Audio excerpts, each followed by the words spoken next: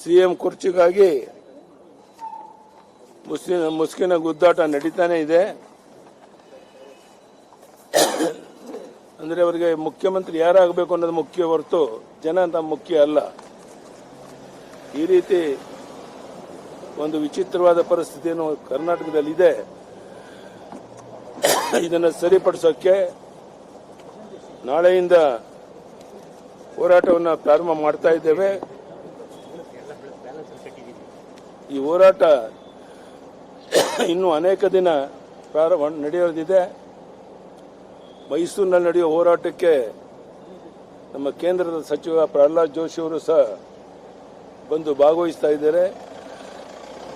ನಮ್ಮ ಮಾಧ್ಯಮದ ಸ್ನೇಹಿತರಿಗೆ ಇಷ್ಟೇ ನಾನು ವಿನಂತಿ ಮಾಡುವಂತಹದ್ದು, ನಿಮ್ಗೆಲ್ರಿಗೂ ಇದರ ಬಿಸಿ ತಟ್ಟಿದೆ ಅಂತ ನಾನು ಭಾವಿಸಿದ್ದೇನೆ. ಇಂಥ ಸಂದರ್ಭದಲ್ಲಿ ಮಾಧ್ಯಮದ ಸ್ನೇಹಿತರು ನಮ್ಮ ಹೋರಾಟಕ್ಕೆ ಗಟ್ಟಿಯಾಗಿ ನಿಂತಾಗ ಈ ಸರ್ಕಾರ ಒಂದು ಹೆಜ್ಜೆ ಹಿನ್ನಡೆಯಬಹುದು ಅಂತ ಒಂದು ನಂಬಿಕೆ ಇದೆ. ಅದಕ್ಕೆ ನಿಮ್ಮೆಲ್ಲರ ಸಹಕಾರವನ್ನ ಈ ಸಂದರ್ಭದಲ್ಲಿ ಕೇಳ್ತಾ ಇದ್ದೇನೆ.